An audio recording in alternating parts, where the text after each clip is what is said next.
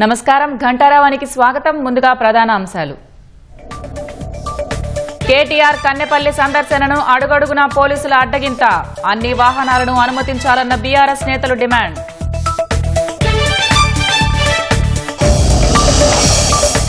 నల్గొండ జిల్లా పెద్దకాపర్తి వద్ద కారును ఢీకొన్న బస్సు. ప్రమాదంలో 4 కాకినాడ జిల్లా వాసులు మృతి.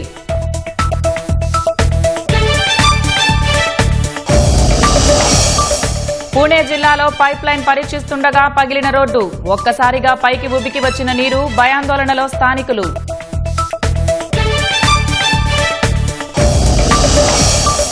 మరోసారి ఇరాన్కు ఘాటు హెచ్చరికలు చేసిన ట్రంప్. ఒకే దెబ్బతో ఆ దేశ నాయకత్వాన్ని అంతం చేయగలమని వ్యాఖ్య.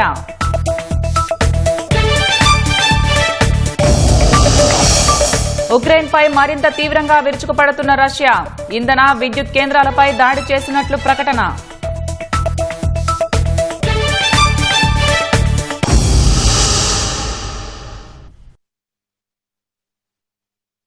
పోలీసులు అడ్డుకుంటున్నారు. జనగామ జిల్లా పెంబర్తి వద్ద కేటీఆర్ బృందాన్ని పోలీసులు నిలువరించారు.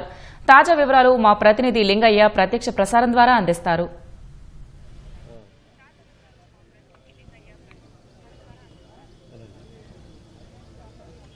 ప్రసన్న, కన్నెపల్లి పంప్ హౌస్ పర్యటన నేపథ్యంలో బీఆర్ఎస్ వర్కింగ్ ప్రెసిడెంట్ కేటీఆర్ పర్యటనకు అడుగడుగున అడ్డంకులు, అవరోధాలు తప్పడం లేదు. ఇప్పటికే బీఆర్ఎస్ వర్కింగ్ ప్రెసిడెంట్ కేటీఆర్తో పాటు ముఖ్య నేతలను కూడా పలుమార్లు పోలీసులు అడ్డుకున్నారు. బీఆర్ఎస్ నేతలకు, కార్యకర్తలు, పోలీసులకు మధ్య వాగ్వాదం కూడా చోటు చేసుకుంది. ఇప్పటికే పెంబర్తి టోల్ గేట్ వద్ద ఒకసారి అడ్డుకున్నారు. ఆ తర్వాత కోమల్ల టోల్ ప్లాజా వద్ద మరొకసారి అడ్డుకున్నారు. ప్రస్తుతం కొంత ఉద్రిక్తతల మధ్య కేటీఆర్ పర్యటన కన్నెపల్లి పంప్ హౌస్ వైపు సాగుతుంది. ప్రస్తుతం మనం భూపాలపల్లిలో ఉన్నాను. భూపాలపల్లి ముఖ్య నేత, అదేవిధంగా బీఆర్ఎస్ సీనియర్ నేత గంటా వెంకటరామరెడ్డి ఉన్నారు. సార్, ఇవాళ ప్రధానంగా ఈ కన్నెపల్లి పంప్ హౌస్ సందర్శన ఉద్దేశం ఏంటి?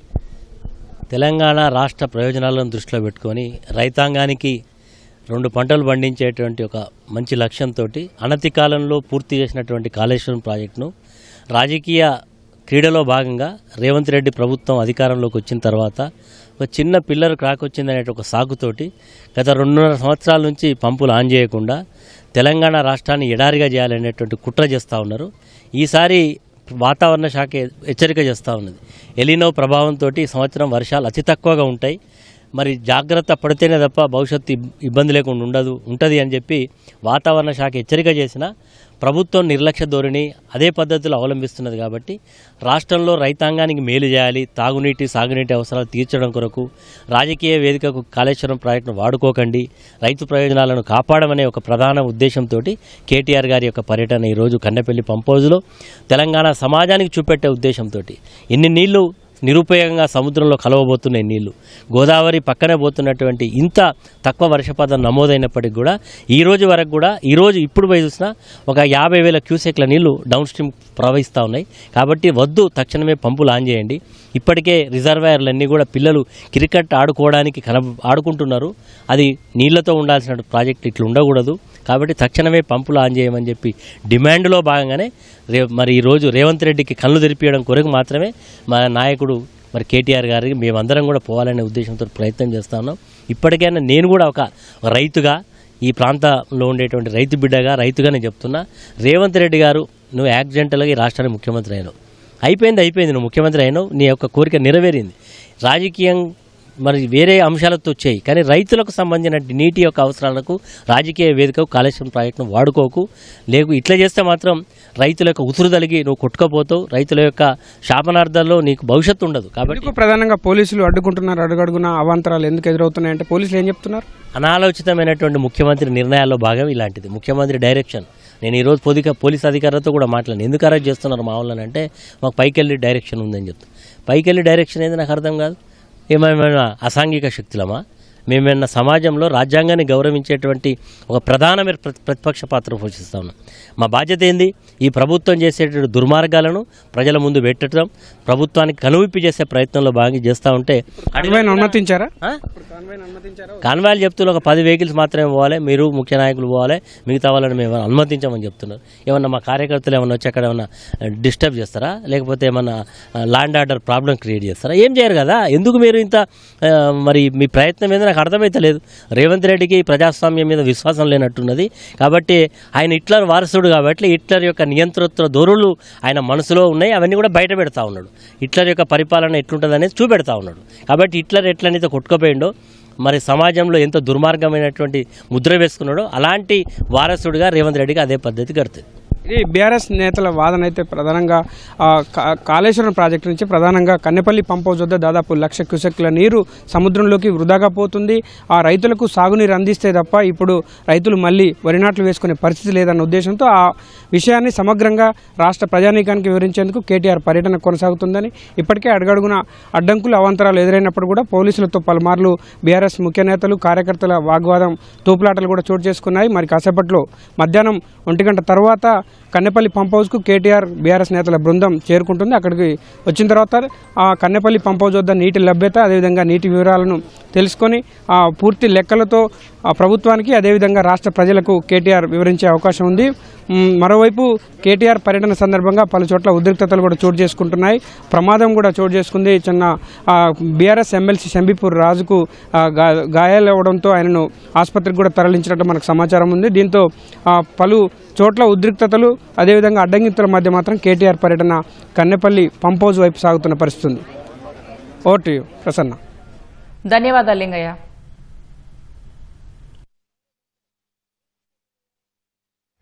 బీఆర్ఎస్ నాయకత్వం అంటే, కేసీఆర్ గారి నాయకత్వం అంటే ఎంత భయమో దీన్ని బట్టి తెలుస్తా ఉన్నది. 1,00,000 క్యూసెక్కుల నీళ్లు కిందికి పోతుంటే, ఇవాళ గోదావరి నుంచి సముద్రంలో వృధా కలుస్తుంటే ఆ నీళ్లను చూపెట్టి పైన ఎండుతున్న పొలాలు, పైన నాట్లేయలేని పరిస్థితి, అట్లాగే ఎండుకున్న రిజర్వాయర్, ఇవన్నీ కూడా చూపెట్టి కింద వృధా పోతున్న నీళ్ళని వాళ్ళ కన్నెపల్లి దగ్గర ఒక పంప్ ఆన్ చేస్తే పైకి నీళ్ళు ఇవ్వచ్చు. నిజంగా ఈ ప్రభుత్వానికి చేత కాకపోతే, ఈ ప్రభుత్వానికి నిజంగానే వ్యవసాయాన్ని బాగా చేసే వాళ్ళకు ఆలోచన కానీ ఉద్దేశం కానీ లేకపోతే 1 వారం రోజులు కేసీఆర్ గారికి అప్పచెప్పండి. కన్నెపల్లి దగ్గర నుంచి వాళ్ళ నీళ్లు పంపులు ఆన్ చేసి మొత్తం వారం రోజుల లోపలనే అన్ని జలాశయాలు నింపి రాష్ట్రంలోని మరి గోదావరి మీద ఆధారపడ్డ, గోదావరి పరివాహక ప్రాంతం మీద ఆధారపడ్డ, గోదావరి మీద ఆధారపడ్డ ప్రతి ఎకరం పంట పొలానికి నీళ్లు ఇచ్చే బాధ్యత మాది. ఇవాళ సింపుల్ గా 93.5 మీటర్ల మీద గోదావరి ప్రవహిస్తా ఉంది. మేడిగడ్డ బ్యారేజ్ తో సంబంధం లేకుండా, బ్యారేజ్ గేట్లు తెరుచున్నాయా మూసున్నాయా అన్న దాంతో నిమిత్తం లేకుండా ఇవాళ బ్రహ్మాండంగా పంపులు ఆన్ చేస్తే కన్నెపల్లి దగ్గర నుంచి లిఫ్ట్ చేయొచ్చు. ఆడ 96 మీటర్ల మీదికెళ్ళి గోదావరి పోతున్నది. ఇవాళ 93.5కే మీరు బ్రహ్మాండంగా పంపులు ఆన్ చేయొచ్చు. ఆడ బ్యారేజ్ తో సంబంధం లేకుండా నీళ్లు తోడొచ్చు. బ్రహ్మాండంగా మిడ్ మానేర్ కానీ, లోవర్ మానేర్ కానీ, పైన ఉండే మల్లన్న సాగర్ కానీ, రంగనాయక సాగర్ కానీ అన్ని కూడా బస్వాపూర్తో సహా అన్ని రిజర్వాయర్లు నింపొచ్చు. బ్రహ్మాండంగా రైతులకు నీళ్లు ఇవ్వచ్చు. మార్గ మధ్యంలో ఉండే చెర్రల్లో కూడా నీళ్లు పోయొచ్చు. కానీ ప్రభుత్వం తన చేతగాంతనాన్ని, తన అసమర్థతను కప్పిపుచ్చుకోవడానికి ఇలా మమ్మల్ని జనగామ దగ్గరనే అడ్డుకునే ప్రయత్నం చేస్తా ఉన్నది. ఎందుకు అడ్డుకుంటున్నారని మేము అడిగాం పోలీసులు. మాకు ఆదేశాలు ఉన్నాయంటారు. కింద నీళ్లు వృధాగా పోతుంటే అవి రైతులకు చూపెడతామంటే మీకెందుకు భయం? ఎల్నీనో అంటున్నారు, కరువు వచ్చింది అంటున్నారు. కరువు వచ్చినా ఇవాళ కల్పతరువు లాంటి కాళేశ్వరం తెలంగాణకున్నది. కల్పతరువు లాంటి కాళేశ్వరంలో మీరు చేసేది ఏం లేదు. కన్నెపల్లి కాడ 2 బటన్లు ఒత్తాలి అంతే. ఆ 2 బటన్లు ఒత్తితే మా కరీంనగర్ నియోజకవర్గంలోని మొట్టమొదటి బెనిఫిషరీ కరీంనగర్ నియోజకవర్గంలోని ప్రాంతం తన చేతగాంతనాన్ని మరి ప్రజలకు తెలియకుండా దాపెట్టే ప్రయత్నంలో మమ్మల్ని అరెస్ట్ చేసే ప్రయత్నం చేస్తున్నారు. కానీ కన్నెపల్లి చేరుకుంటాం. తప్పకుండా అన్ని విషయాలు రైతులకు అక్కడ పారుతున్న నీళ్లు చూపెడతాం. పైకి నీళ్లు ఎట్లా తీసుకుపోవాలో కూడా చూపెడతాం.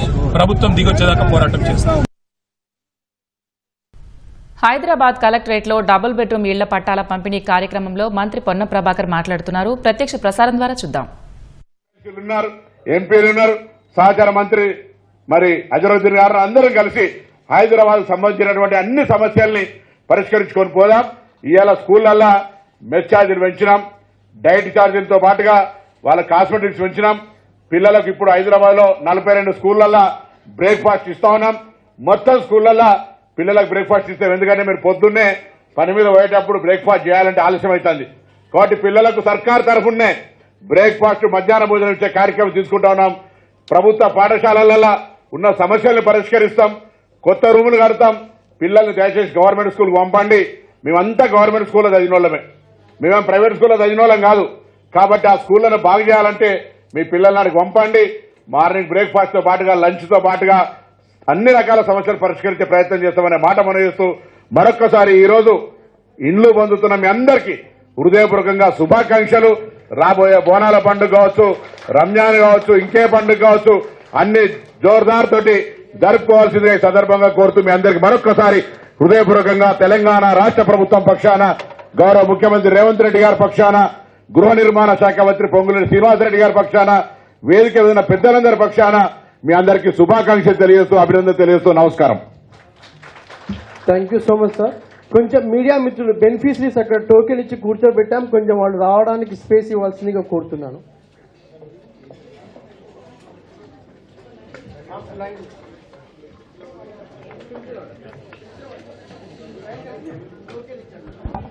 ఇప్పుడు మొట్టమొదటిగా చాంగాన్గుట్ట అసెంబ్లీ కాన్స్టిట్యున్సీ మరి జంగంపేట్ 2 BHK లబ్ధిదారులను వరుసగా టోకెన్లు ఇచ్చాం, పేర్లు పిలుస్తాం, వారు రావాలి. వారితో పాటు అటెండెన్స్ వెంటనే ఈ హాల్ నుంచి బయటకు వెళ్లిపోవాల్సిందిగా కూడా రిక్వెస్ట్ చేస్తున్నాం. హస్మత్ బేగం,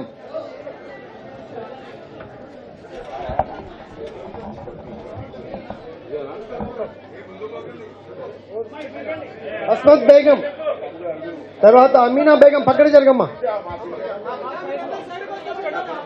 నెక్స్ట్ అమీనా బేగం, టీచర్. దయచేసి అందరు సైలెంట్ గా ఉండాలా, ప్లీజ్. అమీనా బేగం,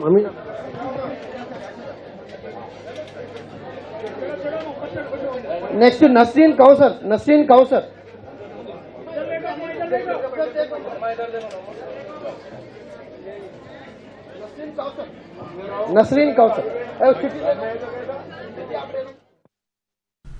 మహారాష్ట్రలోని పూణే జిల్లా తలేగావ్ దాబాడేలో కాంట్రాక్టర్ల నిర్లక్ష్యం కారణంగా విస్తుపోయే ఘటన చోటు చేసుకుంది.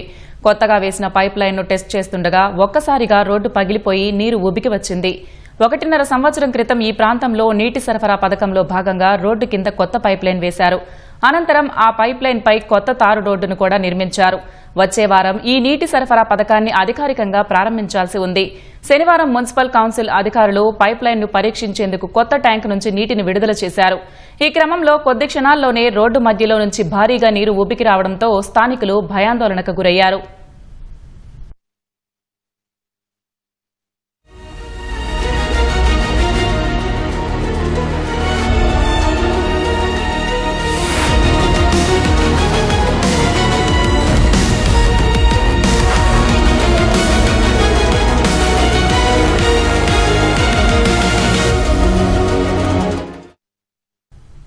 జోగులాంబ గద్వాల జిల్లా మానపాడు జాతీయ రహదారిపై రోడ్డు ప్రమాదం జరిగింది. తెల్లవారుజామున హిందూపురం నుంచి హైదరాబాద్ కు వెళ్తున్న ప్రైవేట్ ట్రావెల్స్ బస్సును వెనక నుంచి వస్తున్న లారీ ఢీకొట్టింది. దీంతో బస్సు అదుపు తప్పి బోల్తా పడింది. బస్సులో మొత్తం 22 మంది ప్రయాణికులు ఉండగా 5గురికి తీవ్ర గాయాలయ్యాయి. క్షతగాతులను చికిత్స కోసం కర్నూలు ఆసుపత్రికి తరలించారు. పోలీసులు కేసు నమోదు చేసి దర్యాప్తు చేస్తున్నారు. 2:30 టైంలో హిందూపూర్ నుంచి హైదరాబాద్కి వెళ్లే బస్సు టోల్ గేట్ దాటిన ఒక 10 to 15 కిలోమీటర్స్ తర్వాత ఓవర్టేక్ చేయడానికి స్లో అయింది. వెనక నుంచి ఒక లారీ ఢీ కొట్టేసరికి అది సైడ్ తీసుకొని బోల్తా కొట్టింది. అందులో చాలా వరకు ఇంజురీస్ అయినాయి. సీరియస్ ఇంజురీస్ అయితే చాలా అయినాయి. ఒక అతనికి హెడ్ నుంచి చెవుల నుంచి బ్లడ్ రావడం, మా మదర్ కి రైట్ సైడ్ మొత్తం లేవట్లేదు చెయ్యి, మా వాళ్ళకి బ్యాక్ ఇంజురీస్ అయ్యాయి.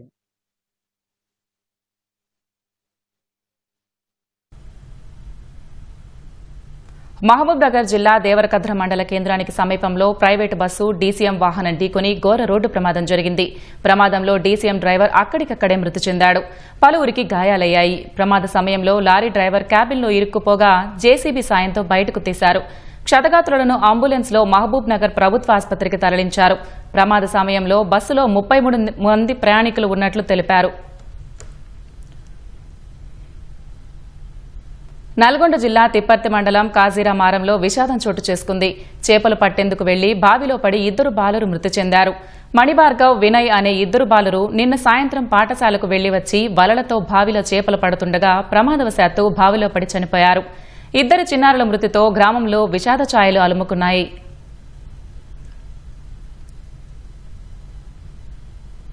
నల్గొండ జిల్లా చిట్యాల మండలం పెద్దకాపర్తి వద్ద ఘోర రోడ్డు ప్రమాదం చోటు చేసుకుంది. కారును ప్రైవేటు బస్సు ఢీకొట్టడంతో 8 ఏళ్ల బాలుడు సహా 4 మృతి చెందారు. కారులోని మరో వ్యక్తి ప్రమాదంలో తీవ్రంగా గాయపడగా నార్కట్పల్లిలోని కామినేని ఆసుపత్రికి తరలించారు. అతన్ని ఎస్బీఐ ఉద్యోగి ప్రసాద్ గా గుర్తించారు. మృతదేహాలను పోస్టుమార్టం నిమిత్తం నల్గొండ ప్రభుత్వాసుపత్రికి తరలించారు. కారు చెన్నై నుంచి హైదరాబాద్ వస్తుండగా ప్రమాదం చోటు చేసుకోగా బస్సు బలంగా ఢీకొట్టడంతో కారు పూర్తిగా ధ్వంసమైంది. మృతులు కాకినాడకు చెందినవారుగా గుర్తించారు. ప్రస్తుతం ఈ కుటుంబం హైదరాబాద్లో ఉన్నట్టు సమాచారం. ప్రమాదంపై స్థానిక పోలీసులు కేసు నమోదు చేసి దర్యాప్తు చేస్తున్నారు.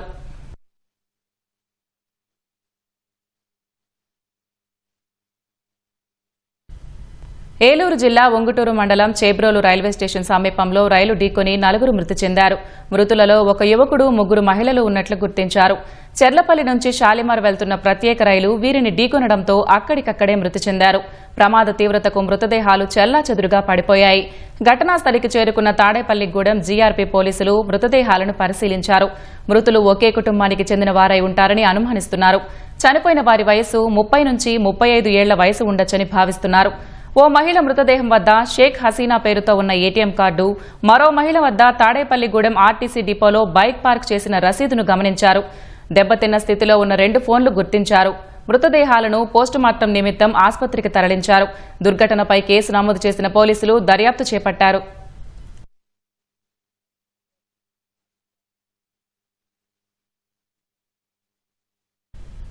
65 ఏళ్లుగా భూములను సాగు చేస్తూ అక్కడి రైతులు ఫలాలు పొందుతున్నారు. కానీ ఆ భూములపై హక్కులు లేకపోవడంతో పట్టాలు ఎప్పుడెప్పుడు వస్తాయా అని తరతరాల నుంచి నిరీక్షిస్తున్నారు. ఎట్టకేలకు భూభారతితో వారి కళ్లల్లో ఆనందం మెరవబోతోంది. సూర్యాపేట జిల్లాలోని ఆ 2 మండలాల్లో సీలింగ్ భూముల సర్వే పూర్తి చేసిన అధికారులు ఈ నెలాఖరు నాటికి పట్టాలు పంపిణీ చేసేందుకు సన్నాహాలు చేస్తున్నారు. ఈ సందర్భంగా అన్నదాతలు హర్షం వ్యక్తం చేస్తున్నారు. తాతలు తండ్రుల నుంచి వారసత్వంగా వస్తున్న భూమిని సాగు చేస్తున్నా వారికి పట్టాలు మాత్రం లేవు. వారసత్వంగా వచ్చిన భూమిపై హక్కుల కోసం తరతరాలుగా సాగిన నిరీక్షణకు భూభారతి చట్టంతో ముగింపు పడబోతోంది. ఇంతకాలంగా చేతిలో పట్టాలేక ప్రభుత్వ పథకాలకు దూరమయ్యారు. బ్యాంకు రుణాలు అందక పంటను కొనుగోలు కేంద్రాల్లో విక్రయించేందుకు ఇబ్బందులు పడ్డారు. సూర్యాపేట జిల్లా నూతనకల్, మద్దిరాల మండలాల్లో పలు గ్రామాల రైతులు దశాబ్దాలుగా సాగు చేస్తున్న 2960 ఎకరాల సీలింగ్ భూములకు సంబంధించి 1780 మంది రైతులకు యాజమాన్య హక్కులు కల్పించేందుకు ప్రభుత్వం సిద్దమైంది. ఇందుకు అవసరమైన సర్వేను రెవెన్యూ అధికారులు పూర్తి చేశారు. మా తాతకు కాలేదు, మా నాయన గారికి కాలేదు, మాకు ఇప్పుడు అయ్యే అవకాశాలు ఉన్నది కాబట్టి మాకు ఈ పట్టాల వలన మాకు వడ్లు అమ్ముకోవటానికి, లోన్లు తీసుకోవటానికి అన్ని విధాల అనుకూలంగా ఉంటుంది. ఈ గవర్నమెంట్ వలన మాకు చాలా సంతోషంగా ఉంది. ఇప్పుడు మాకు ప్రయోజనం అన్నిటికీ ఉన్నది సార్. ఇది మేము పిండి బస్తాలు తేవడం కానీ, లోన్ తేవడం కానీ, రేపు పిల్లలకు భవిష్యత్తులో మళ్ళీ పట్టాలు చేయించడం కానీ ప్రతి దానికి వినియోగపడుతుంది అన్నట్టు. ఇది బ్యాంకు లోన్ కానీ, ఏదో పంట అమ్ముకుందానికి కానీ, ఏ విషయంలో అయినా పట్టాలింది ఏది కావట్లేదు. తెల్ల కాగితం ఉంది. ఇప్పుడు 50 ఏళ్ళ నుంచి అదే తెల్ల కాగితం ఏంటంటే కనీసం మాకు ధరణిలో లేదు. పోయిన గవర్నమెంట్లో ఏం లేదు. ఇప్పుడు ఈ గవర్నమెంట్లో ఇప్పుడు పట్టాలు వస్తున్నాయి. మాకు ఈ పట్టాలు వస్తే మాకు సంతోషం అండి. మా తాతగారు అప్పుడు 10 ఎకరాల భూమి కొనడం జరిగింది. అది సీలింగ్ కింద ఉందని పట్టాలు జరగలేదు. ఇప్పుడు పట్టాలు అవుతున్నాయి సార్. మాకు సంతోషంగా ఉంది. గత ప్రభుత్వం ఉన్నప్పుడు కూడా తిరిగినాం, కానీ చాలా రోజులు తిరిగినాం, ఇబ్బందులు పడ్డాం. రైతు బంధు రాలేదు.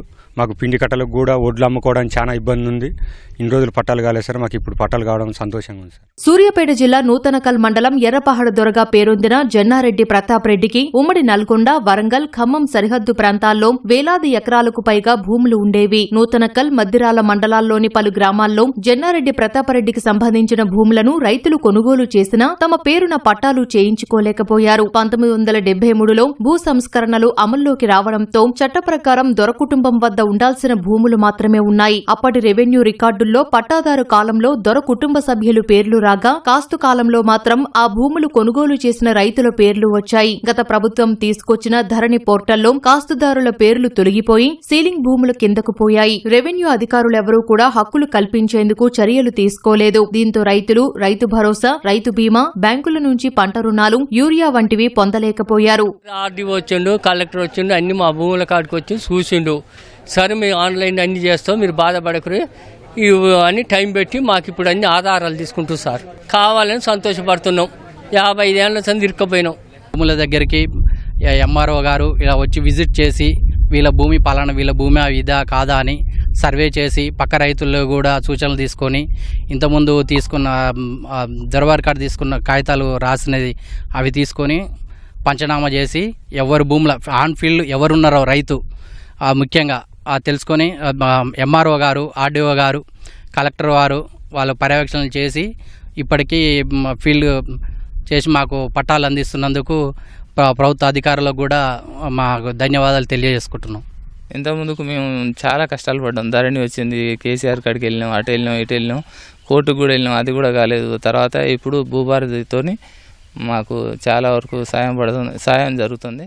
ప్రభుత్వ ఆదేశాలతో జిల్లా కలెక్టర్ తేజస్ నందలాల్ పవార్ 2 మండలాల్లోని 15 గ్రామాల్లో సర్వే సెటిల్మెంట్ యాక్ట్ ప్రకారం 16 సర్వే బృందాలతో నెల రోజుల పాటు సర్వే చేయించారు. ఈ సమయంలో సర్వే, రెవెన్యూ బృందాలు రైతుల వద్ద నుంచి తెల్ల కాగితాలపై రాయించుకున్న ఒప్పంద పత్రాలు, ఎంజాయ్మెంట్ సర్వే ప్రకారం పొజిషన్లో ఏ సర్వే నంబర్లో ఎంత భూమి ఉంది, ఏ రైతులు సాగు చేస్తున్నారు అనే వివరాలను క్షుణ్ణంగా పరిశీలించారు. పక్క రైతుల వాంగ్మూలాల ఆధారంగా పంచనామా చేసి టైటిల్, విస్తీర్ణాన్ని ఖరారు చేశారు. మొదట కుటుంబ పెద్దల పేరు మీద పట్టాలను అందించి అనంతరం భూదార్ కార్డులను అందించనున్నారు. అధికారులు ఇందుకు అవసరమైన ఏర్పాట్లు చేపడుతున్నారు. టోటల్ గా మన ఊళ్ళో 82 సర్వే నెంబర్లు ఈ జన్నారెడ్డి శ్యామసుందరెడ్డి గారికి సంబంధించిన ల్యాండ్స్ ఉన్నాయి. అందులో 482 ఎకరాలకు సంబంధించిన రైతులు ఎదురు చూస్తున్నారు ఈ పట్టాల కోసం. సేద్యం ఎవరైతే చేస్తున్నారో వాళ్ళ రైతులందరి దగ్గర నుంచి కూడా వాళ్ళకు సంబంధించినటువంటి డాక్యుమెంట్స్, అంటే కొనుగోలు చేసినటువంటి పత్రాలు కానివ్వండి, తర్వాత సైడ్ పట్టేదారులు స్టేట్మెంట్స్ కానివ్వండి, పంచనామా కానివ్వండి, మిగతా వాళ్ళ ఆధార్ కార్డులు కానివ్వండి, ఇవన్నీ కూడా గ్రామంలోనే వారి రైతుల వద్దకే వెళ్ళి మేము సేకరించడం జరుగుతూ ఉన్నది. వాళ్ళందరూ కూడా దానికి సంబంధించిన డాక్యుమెంట్స్ అన్నీ కూడా ఆల్మోస్ట్ మా దగ్గరికి వచ్చేసినాయని చెప్పేసి తెలియజేస్తున్నాం. సూర్యాపేట 2 మండలాల్లోని 15 గ్రామాల రైతులు సాగు చేసుకుంటున్న భూములకు 6 దశాబ్దాలకు పైగా పట్టాలు లేక ఇబ్బందులు పడుతున్నారని జిల్లా కలెక్టర్ తేజస్ నందలాల్ పవార్ తెలిపారు. భూభారతి చట్టంలోని సెక్షన్ 4 ప్రకారం పరిష్కారం కోసం పకడ్బందీ సర్వే చేపట్టామన్నారు. నివేదిక వివరాలను సర్కారుకు పంపించామని, ఈ నెలాఖరు నాటికి అర్హులైన రైతులందరికీ పట్టాలు ఇవ్వబోతున్నామని కలెక్టర్ స్పష్టం చేశారు. కామారెడ్డి జిల్లాలో సాగునీటి పరంగా ప్రధానమైన జలవనరుల్లో కౌలాస్ నాలా ప్రాజెక్టు ఒకటి. ఏటా 2 పంటలకు పుష్కలంగా నీరందించే సామర్థ్యం ఉన్నా నిధులలేమితో కొన్నేళ్లుగా మరమ్మతులు చేపట్టడం లేదు. ప్రధాన ఉపకాలువలు శిథిలావస్థకు చేరి తూములు దెబ్బతిన్నాయి.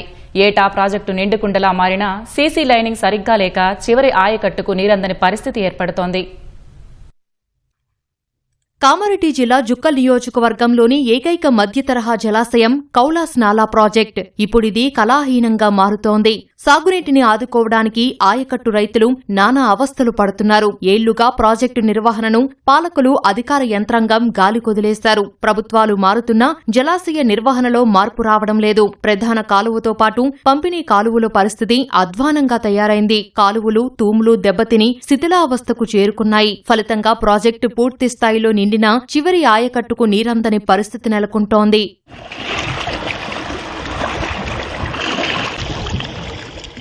ప్రాజెక్టు కింద జుక్కల్, బిచ్కుంద, పెద్దకొడపగల్ మండలాల్లో ఖరీఫ్ సీజన్లో 9,000 ఎకరాలకు నీరందించాల్సి ఉన్న పంపిణీ కాలువలు బాగోలేక కేవలం ఒక్క జుక్కల్ మండలానికే పరిమితమైంది. ఈ క్రమంలోనే ప్రధాన కాలువ నుంచి D3కి నీరు మళ్లించే తూము మొహమ్మదాబాద్ శివారులో పూర్తిగా ధ్వంసమైంది. రైతులే కొంత నగదు జమ చేసుకుని కాలువను బాగుచేసి నీటిని పంట పొలాలకు మళ్లిస్తున్నారు. D5 కాలువ సీసీ లైనింగ్ పూర్తిగా దెబ్బతిని ఆనవాళ్లు లేకుండా పోయింది. దాదాపు అన్ని కాలువల్లోనూ తుమ్మ చెట్లు, పిచ్చి మొక్కలు ఏపుగా పెరిగాయి. రైతులు రాళ్లను అడ్డుగా పెట్టి నీరు వృధాగా పోకుండా చూస్తున్నారు. ఇటీవల 24 లక్షల వ్యయంతో వరద గేట్ల మరమ్మత్తు పనులు, మరో 5 లక్షల నిధులతో ప్రధాన కాలువలపై పరిశుభ్రత పనులు చేపట్టారు. కానీ ఉపకాలువలను పట్టించుకునే నాదుడే కరువయ్యారని రైతులు వాపోతున్నారు. ఇప్పుడు ఏమైందంటే ఇక్కడ కాలువలన్నీ ధ్వంసం కావడంతో నీళ్లు సరిగా అందకపోవడంతో మాకు ఇబ్బందులు అవుతున్నాయి.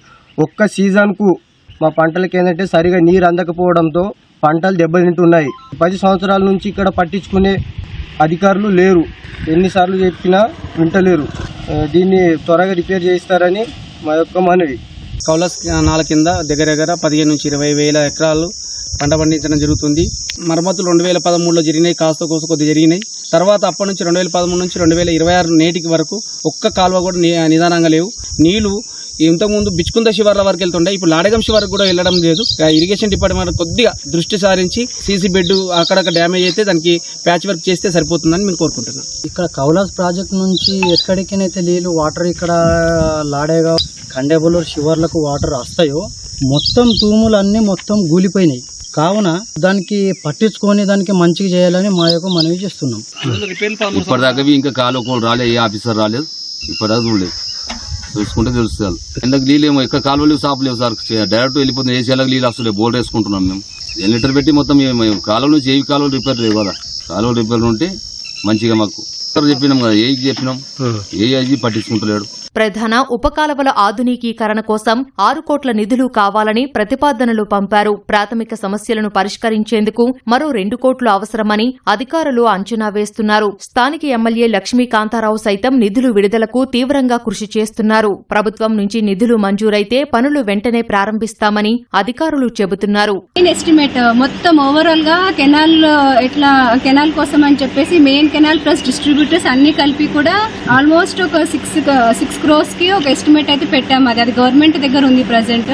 అది శాంక్షన్ వస్తే మొత్తం మరమ్మతులు చేపిస్తాము. మెయిన్ కెనాల్, డిస్ట్రిబ్యూటరీస్, టోటల్ అది కెనాల్ కోసం అని సెపరేట్ గా అది పెట్టాము. అధికారులు పంపిన ప్రతిపాదనలను పరిగణలోకి తీసుకుని ప్రభుత్వం వెంటనే నిధులు మంజూరు చేయాలని రైతులు విజ్ఞప్తి చేస్తున్నారు.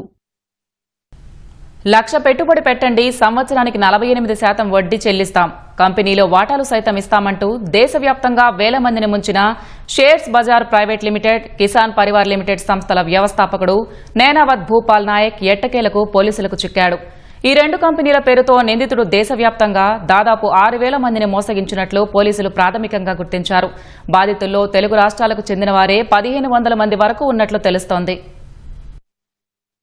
మహబూబాబాద్ జిల్లా కురవి మండలం కందికొండకు చెందిన Nenavath Bhupal Nayak share market analyst గా చేసేవాడు. తక్కువ వ్యవధిలో డబ్బు సంపాదించాలని పథకం వేసిన అతను 2020లో shares Bazaar private limited, Kisan Parivar limited పేరుతో 2 సంస్థలను ఏర్పాటు చేశారు. కూకట్పల్లి, కొండాపూర్లో దాదాపు 30 మంది ఉద్యోగులు, హైటెక్ హంగులతో కార్యాలయాలను ఏర్పాటు చేశాడు. ఎస్బీపీఎల్ సంస్థ ద్వారా స్టాక్ ట్రేడింగ్ చేస్తామని, సెబీలోనూ రిజిస్టర్ అయిందని ఆన్లైన్తో పాటు వేరువేరు మార్గాల్లో ప్రచారం చేసేవాడు. కిసాన్ పరివార్ లిమిటెడ్ సంస్థ రైతుల నుంచి భూములు సమీకరించి ప్రకృతి వ్యవసాయం చేస్తోందని ప్రచారం చేసేవాడు. ఇదంతా నమ్మి ఎవరైనా ముందుకొస్తే కొన్ని పథకాల గురించి వివరించేవారు. ప్లాన్ ఏ కింద పెట్టుబడికి 18% లాభం, ప్లాన్ బి కింద 30%, ప్లాన్ సి కింద 48% చొప్పున వార్షిక లాభం ఉంటుందని ప్రచారం చేశారు. ఒకవేళ 12.5 లక్షల రూపాయల పెట్టుబడి పెడితే 5 గుంటల భూమి రిజిస్ట్రేషన్ చేసి 24% చొప్పున లాభం ఇస్తామని నమ్మించారు. ఇది నమ్మిన వందలాది మంది బాధితులు కోట్ల రూపాయలలో డబ్బు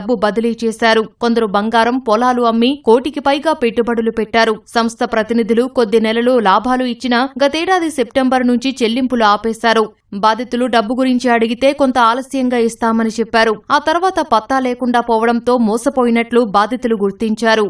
మోఖిలకు చెందిన విశ్రాంత నేవీ అధికారి సంజీవ్ గుప్తా సహా మరో 10 మంది భూపాల్ నాయక్ మాటలు నమ్మి ఈ 2 సంస్థల్లో 4.51 కోట్ల రూపాయలు పెట్టుబడులు పెట్టారు. బాధితుల ఫిర్యాదుతో సైబరాబాద్ ఈఓడబ్ల్యూ పోలీస్ స్టేషన్లో జూన్ 15న కేసు నమోదు చేశారు. నిందితుడు కేవలం తెలుగు రాష్ట్రాల్లోనే కాకుండా దేశవ్యాప్తంగా మోసాలు చేసినట్లు పోలీసులు అనుమానించారు. గుజరాత్లో కేసు నమోదు కాగా భూపాల్ పారిపోయే అవకాశముందని భావించి లుకౌట్ నోటీసులు జారీ చేశారు. నిందితుడు 10 రోజుల కిందట శంషాబాద్ విమానాశ్రయంలో ఇతర ప్రాంతాలకు వెళ్లేందుకు ప్రయత్నించే సమయంలో గుజరాత్ పోలీసులు నిందితుడిని అరెస్టు చేసి తీసుకెళ్లారు. ఈ సమాచారం అందుకున్న సైబరాబాద్ ఈఓడబ్ల్యూ పోలీసులు పీటీ వారెంట్ మీద భూపాల్ ను హైదరాబాద్ కు తీసుకొచ్చి నిందితుడిని రిమాండ్ చేశారు. ఈ మోసంలో భూపాల్ కు అట్లూరి ప్రసన్న, నేనావత్ రజని, నేనావత్ బాబు నాయక్, నేనావత్ అనుష, దంతు రాంబాబు, శంకర్రావు తదితరులు సహకరించినట్లు బాధితులు తెలిపారు. ప్రధాన నిందితుడు భూపాల్ నాయక్ 2023 శాసనసభ ఎన్నికల్లో డోర్నకల్ నియోజకవర్గం నుంచి స్వతంత్ర అభ్యర్థిగా పోటీ చేశాడు.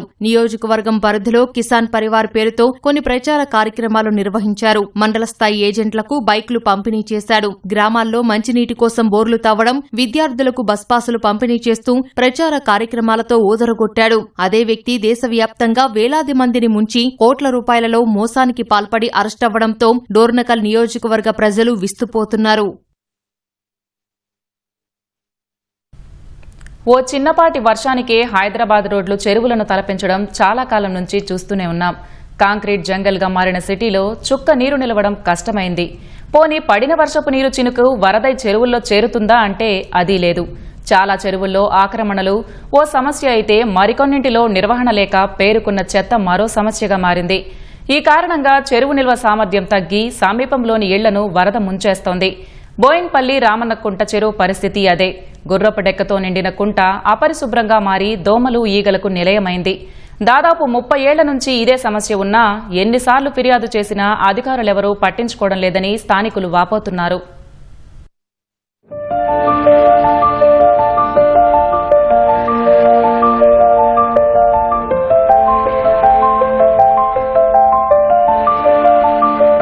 ఇది కంటోన్మెంట్ నియోజకవర్గంలోని రామన్నకుంట చెరువు. ఒకప్పుడు బోయిన్పల్లి వాసులకు తాగునీరు అందించిన ఈ చెరువు ఇప్పుడు నామరూపం లేకుండా పోతోంది. ఓవైపు ఆక్రమణలు, మరోవైపు చెత్తా చెదారంతో నిండిపోయిన ఆ చెరువు ఇప్పుడు కాలుష్య కాసారంగా మారింది. స్థానికంగా ఉన్న సీతారాంపురం వాసులు అటువైపు వెళ్లలేని పరిస్థితి. నాలాలో మురుగు అంతా ఈ చెరువులోకి చేరడమే ఈ దుస్థితికి కారణమైంది. ఇలా చెత్తా చెదారంతో నిండిన రామన్నకుంట నీటి నిల్వ సామర్థ్యాన్ని కూడా కోల్పోయింది. ఈ కారణంగా వర్షాకాలంలో వరద నిండి కాలనీలు, బస్తీలను ముంచెత్తుతోంది. ఇళ్లల్లోకి వరద నీరు చేరి తీవ్ర అవస్థలు పడుతున్నామని స్థానికులు వాపోతున్నారు. ఇక అపరిశుభ్ర వాతావరణం మూలంగా దోమలు ఎక్కువై ప్రజలు విష జ్వరాల బారిన పడుతున్నామని చెబుతున్నారు. ఈ రామన్న చెరువుల ఈ గుర్రం డెక్ అనేటువంటిది నిలిచి మాకు దోమల బాధ ఎక్కువై మేము ఎన్నో బాధలు పడ్డాం. ఆ మురికితోని మాకు పిల్లలు స్కూల్కు పోవాలంటే కూడా కష్టం ఉన్నది. వృద్ధులు దవాఖానకు పోవాలంటే కష్టం ఉంది. కాలనీలకు ఒక ఆటో రావాలంటే మునిగిపోతుంది. అర్జెంట్లో ఒక స్కూటర్ వేసుకొని దవాఖానకు పోదామని అంటే స్కూటర్ మునిగిపోయి స్టార్ట్ కాదు. అప్పుడు కూడా కాలేదు. ఏ ప్రభుత్వాలు వచ్చినా మేము ఆ ప్రభుత్వాల జెండా తీసుకొని వాళ్ళని గెలిపియాలంటే అని చెప్పి మేము ప్రయత్నం చేసినాం. కానీ మాత్రం మాకు ఈ కుంట మురికి పోలేదు. మీదికెళ్ళి మున్సిపల్ వాటర్ వచ్చే మురికి నీళ్ళు కూడా మాకు పోలేదు.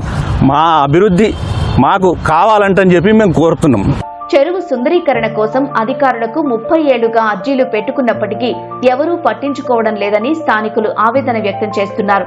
కంటోన్మెంట్ పరిధిలోని ఈ చెరువు అభివృద్ధి కోసం రాష్ట్ర ప్రభుత్వం, హెచ్ఎండిఏ ముందుకు వచ్చినప్పటికీ కేంద్ర ప్రభుత్వం విముఖత చూపుతోందంటున్నారు. రక్షణ శాఖ ఆధీనంలోని కంటోన్మెంట్ బోర్డు ఎన్ఓసీ జారీ చేయనందున ఆధునికీకరణ పనులు ప్రతిపాదనలకే పరిమితమయ్యాయి. ఈ జాప్యాన్ని నివారించి చెరువును సుందరీకరించాలని దశాబ్దాలుగా తాము ఎదుర్కొంటున్న సమస్యలను తీర్చమని స్థానికులు కోరుతున్నారు. ఈ యొక్క డిమాండ్ ఏంటంటే మా యొక్క ఈ రామన్నకుంట చెరువుని దయచేసి డెప్త్ తవ్వండి. ఈ అందరి లీడర్లకి విజ్ఞప్తి ఏంటంటే కంపల్సరీగా మాకు సహాయం చేయాలని చెప్పి కోరుతున్నాము. సో చేస్తారని చెప్పి ఆశిస్తున్నాము. Thank you. 2 కోట్లు పెట్టి మల్లారెడ్డి గారు తీశారు. కొంత పని అయింది. అప్పుడు గుర్రపు డెక్క. ఇప్పుడు వర్షం లేని టైంలో తీయండి అని మేము ఎంతసార్లు రిక్వెస్ట్ చేసుకున్నా ఆ గుర్రపు డెక్క తీయలేదు. మాకు పూడిక ఇప్పటికి కూడా తీయలేదు. 9 కుంటల స్థలము 4 కుంటలకి వచ్చింది. ఇక్కడ కమిటీలు ఏర్పరచుకోవడానికి స్థలం దొరకడం లేదు. కానీ పెద్ద పెద్ద బిల్డింగులు ఇప్పుడు హైడ్రా వచ్చిందంటే హైడ్రా వల్ల చాలా ఎగిరిపోతాయి. ఇక్కడ కంప్లైంట్ ఇచ్చారు అనుకుంటే ఈ స్టేట్ గవర్నమెంట్ నుంచి ఎన్ఓసి ఓకే అంటున్నారు. ఈ రామన్నకుంటని సుందరీకరణం చేస్తామంటారు. కానీ సెంట్రల్ నుంచి పర్మిషన్ ఇవ్వడం లేదు. ఇంతవరకు 25-30 ఇయర్స్ అవుతుంది డెవలప్మెంట్ చేస్తా అని. ఇంతవరకు డెవలప్మెంట్ అనేదే లేదు. మేము మాత్రం ప్రాబ్లం ఫేస్ చేస్తూనే ఉన్నాము. రామన్నకుంట చెరువు అభివృద్ధి పనులకు ఇప్పటికైనా ప్రజా ప్రతినిధులు, కంటోన్మెంట్ బోర్డు అధికారులు సహకరించాలని స్థానికులు కోరుతున్నారు. బోయిన్పల్లిలో ఉన్న రామన్నకుంట చెరువు సుందరీకరణ చేయాలని స్థానికులు కోరుతున్నారు. ఇప్పటికైనా కంటోన్మెంట్ అధికారులు, ప్రజాప్రతినిధులు రామన్నకుంట చెరువు సుందరీకరణకు, అభివృద్ధికి తోడ్పాటును అందించాలని స్థానికులు కోరుతున్నారు. వీడియో జర్నలిస్ట్ మల్లిక్తో వంశీ, ఈటీవీ న్యూస్, సికింద్రాబాద్. హైదరాబాద్ నగరమే కాదు, చుట్టుపక్కల ప్రాంతాల్లో ఎవరికి ఎలాంటి వ్యాధి వచ్చినా టక్కున గుర్తొచ్చే ఆసుపత్రులు గాంధీ, ఉస్మానియా.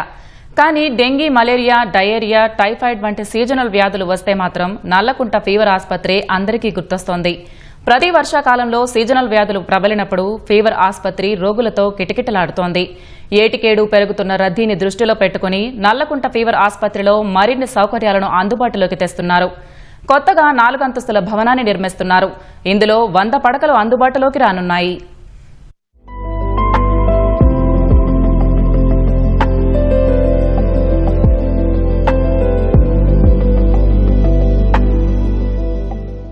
నల్లకుంట ఫీవర్ ఆసుపత్రి. వాస్తవానికి ఈ ఆసుపత్రి పేరు sir Ronald Ross institute of tropical and communicable diseases. కానీ ఫీవర్ ఆసుపత్రిగానే అందరికీ సుపరిచితం. శతాబ్దం పైగా జంట నగరాల్లో పేదలకు పెన్నిదిగా నిలుస్తున్న ఈ ఆసుపత్రికి సాధారణ రోజుల్లో కనీసం 500 మంది, సీజనల్ వ్యాధులు ప్రబలినప్పుడు ఏకంగా 2000 మంది వరకు వస్తుంటారు. కుక్కకాటుకు గురైన వారికి వ్యాక్సినేషన్ కూడా ఇక్కడ వేస్తారు. ఇమ్యునోగ్లోబ్యులిన్స్ సైతం ఇక్కడ అందుబాటులో ఉంటుంది. ఇలా నిత్యం వందల మందికి సేవలు అందిస్తున్న ఫీవర్ ఆసుపత్రులు మరింత మందికి సేవలందించే దిశలో ప్రభుత్వం చర్యలు చేపట్టింది. మెరుగైన వైద్య సేవల కోసం త్వరలోనే మరో కొత్త భవంతి అందుబాటులోకి తేనుంది. సుమారు 40 కోట్ల రూపాయల వ్యయంతో 100 పడకలతో G+3 భవనం రూపుదిద్దుకుంటోంది. ఇప్పటికే అందుబాటులో ఉన్న 350 పడకలకి తోడు మరో 100 పడకలు జతకానున్నాయి. సో ఇప్పుడు మాది కంటేజియస్ హాస్పిటల్ ఈజ్ కమ్యూనికేబుల్ డిజీజెస్ని ట్రీట్ చేయడానికి కాబట్టి సో ఇప్పుడు మాకు కొంచెం ఎక్విప్మెంట్ కూడా బాగా ప్రొవైడ్ అవ్వడం జరుగుతుంది. Plus malaria, dengue, typhoid, chikungunya ఇలాంటి సఫరింగ్ ఎవరైతే పేషెంట్స్ ఉన్నారో వాళ్ళకి ఇంకా బాగా ఐసోలేషన్గా వార్డ్స్ తీసుకెళ్ళి వాళ్ళకి ప్రాపర్ కేర్ తీసుకోవడం జరుగుతుంది. పోస్ట్ ట్రీట్మెంట్ తర్వాత తీసుకోవాల్సిన కేర్ ఇంకా బాగా ఇవ్వడం జరుగుతుంది పేషెంట్స్కి. అండ్ ఇప్పుడున్న ఓపీడీ బ్లాక్ అనేది చాలా పాతది కాబట్టి వచ్చే పేషెంట్స్ కూడా ఇప్పుడు కొంచెం సఫర్ అవ్వడం జరుగుతుంది బిల్డింగ్ సరిగా లేక. సో ఇప్పుడు కొత్త బిల్డింగ్కి వెళ్ళినా కూడా పేషెంట్స్ అనేది కొంచెం సెక్యూర్గా ఉంటారు. అండ్ వాళ్ళకి ఎక్విప్మెంట్స్ కూడా మాకు ఈజీగా అవైలబుల్ ఉంటుంది. ఇప్పుడు మేము జనాలను బయటకి ఎక్కువ రిఫర్ చేయడం జరుగుతుంది. అలా కాకుండా మేము పేషెంట్ని ఇక్కడ అడ్మిట్ చేసుకుని వాళ్ళని ప్రాపర్గా కేర్ తీసుకునే అవకాశం మాకు తక్కువ. ప్రస్తుతం ఓపీ సేవలు అందిస్తున్న భవనం పాతబడినందున వర్షాకాలంలో రోగులు తీవ్ర ఇబ్బంది పడాల్సిన పరిస్థితి. ఈ ఇబ్బందిని దృష్టిలో పెట్టుకుని నిర్మిస్తున్న కొత్త భవనం గ్రౌండ్ ఫ్లోర్లో ఓపీ కౌంటర్లు ఏర్పాటు చేస్తున్నారు. మొదటి 2 అంతస్తుల్లో 100 పడకలు ఉంటాయి. 3వ అంతస్తును అడ్మినిస్ట్రేషన్ కోసం ఉపయోగించనున్నారు. తద్వారా రోగులకు మరింత నాణ్యమైన వైద్య సేవలు అందుతాయని సిబ్బంది భావిస్తున్నారు. ఈ ఏడాది డిసెంబర్ నాటికి కొత్త భవన నిర్మాణం పూర్తయ్యే అవకాశం ఉందని అధికారులు చెబుతున్నారు. బిల్డింగ్ వస్తే మనకి మంచి బెడ్స్ వస్తాయి. పేషెంట్స్కి ఓపీ కూడా బాగుంటుంది మేడం. వాళ్ళకి అడ్మిషన్స్కి దానికి అంతా బాగుంటుంది. కొత్త ఓపీ బ్లాక్స్ అందుబాటులో వస్తుంది. వాళ్ళకి కొద్దిగా బాగా చూసేయడానికి మంచి అవకాశం పెరుగుతుంది. అది ఓల్డ్ బిల్డింగ్ కాబట్టి కొద్దిగా లైట్ ప్రాబ్లం, కానీ బాగానే అది కూడా నడుస్తుంది మేడం. సో ఇది యాక్చువల్లీ సెంట్రల్ గవర్నమెంట్ నుంచి వచ్చిన శాంక్షన్ ఆర్డర్ మాకు. దీని ప్లాన్ వచ్చేసరికి G+3. సో గ్రౌండ్ ఫ్లోర్లో మాకు ఓపీడీ ఇవ్వడం జరిగింది. ఫస్ట్ అండ్ సెకండ్ ఫ్లోర్లో మేము ఐసీకి సంబంధించిన ట్రీట్మెంట్ ఐసోలేషన్ వార్డ్స్ కానీ దానిపైన అడ్మినిస్ట్రేటివ్ బ్లాక్ ఇవన్నీ ఒక CCP కింద వస్తాయి. సో యాజ్ పర్ కాంట్రాక్ట్ అయితే డిసెంబర్ ఎండింగ్ వరకు మాకు కంప్లీట్ అవ్వాలి. సో కంప్లీట్ అవుతుందని అనుకుంటున్నాం. ఫీవర్ ఆసుపత్రిలో G+3 భవనం పూర్తయితే రోగులకు ఎలాంటి ఇబ్బందులు లేకుండా మెరుగైన వైద్య సేవలు అందించగలమని వైద్యులు చెబుతున్నారు. ప్రస్తుత ఉరుకులు పరుగుల జీవితంలో ఒత్తిడి అనేది సర్వసాధారణంగా మారిపోయింది. ఆ ఒత్తిడిని జయించేందుకు నగరవాసులు సరికొత్త మార్గాలు అన్వేషిస్తున్నారు. ఈ కోవలోనే చైనాకు చెందిన ఓ ప్రాచీన యుద్ధకళ ఇప్పుడు ఒత్తిడిని జయించే అద్భుత వ్యాయామంగా మారింది. అదే తాయ్చీ. చూడటానికి మూవింగ్ మెడిటేషన్గా పేరుగాంచిన తాయ్చీని మన హైదరాబాద్లోనూ నేర్పిస్తున్నారు. మరి ఆ తాయ్చీ విశేషాలేంటో మనము చూద్దామా?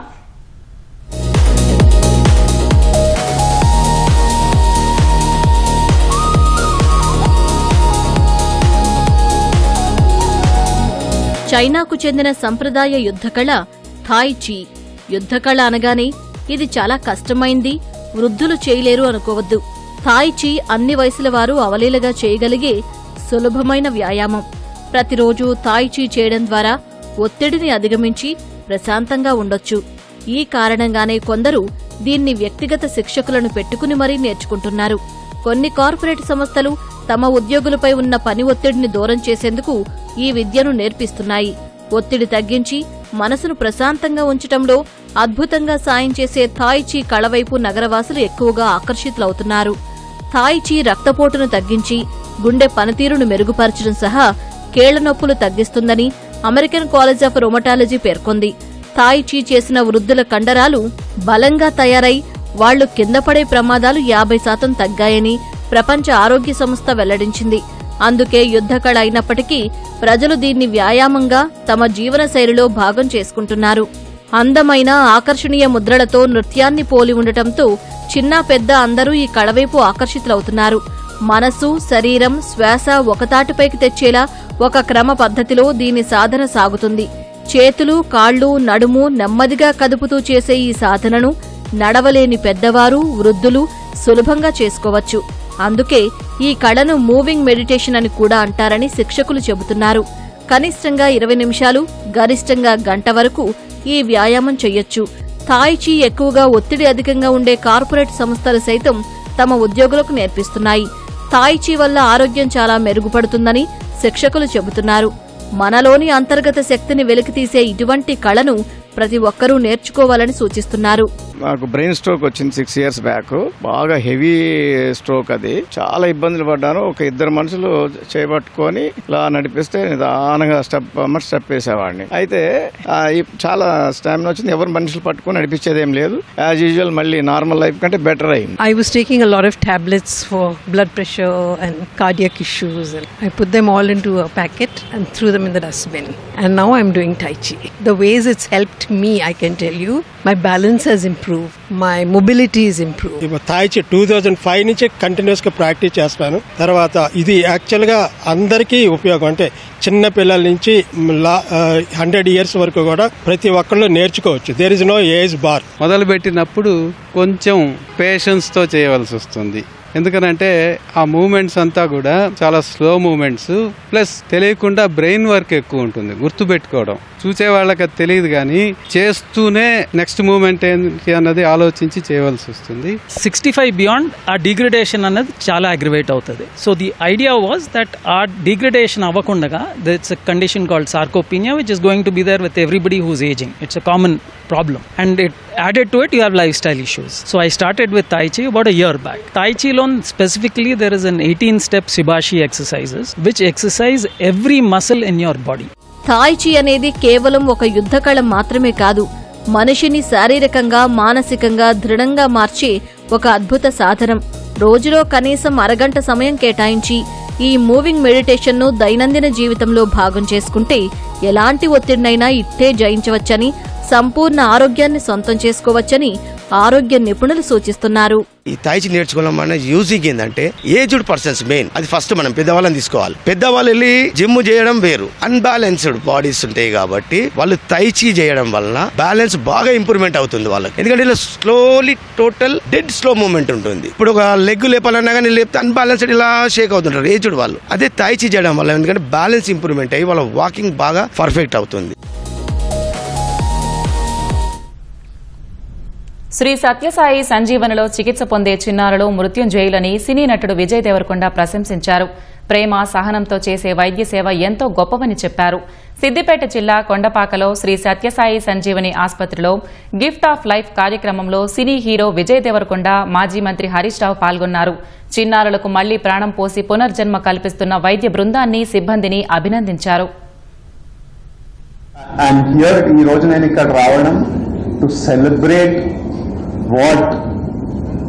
what Harish Anna has done. First Siddipet ka share Harish Anna Srinivas Rao garni Telangana pediatric service అన్నిటికంటే నెసెసిటీ అది ఉంది అని ఐడెంటిఫై చేయడం, హెల్త్ మినిస్టర్ ఉన్నప్పుడు ఇక్కడ ల్యాండ్ ఇవన్నీ అలాట్ చేయడము, వాళ్ళకి కావాల్సిన హెల్ప్ చేయడము, one decision of a leader to bring a service. మనం చేసిన పని చరిత్రలో నిలబడుతుంది. వ్యక్తులుగా ఉంటాం, వెళ్తాం, బట్ ద వర్క్ రిమైన్స్. అది ఎప్పుడు నిలబడిపోతుంది. సో ఈరోజు నేను కూడా చాలా సంతోషంగా నా 1 సంవత్సరం యొక్క వేతనాన్ని ఈ ఆసుపత్రికి డొనేట్ చేయాలని చెప్పి, ఈ ఆసుపత్రి సత్యసాయి సంజీవని ఆసుపత్రి ఇంకా ప్రాణం ఉంటుందో పోతుందో ఎలా అని కొట్టుమిట్టాడుతున్నటువంటి వారికి ఇది నిజంగా ఒక దేవాలయం. నేను బతుకుతానో పోతానో అని ఇక్కడికి వచ్చినటువంటి వారికి ఈ ఆసుపత్రి ప్రాణ ప్రతిష్ఠ చేస్తాం.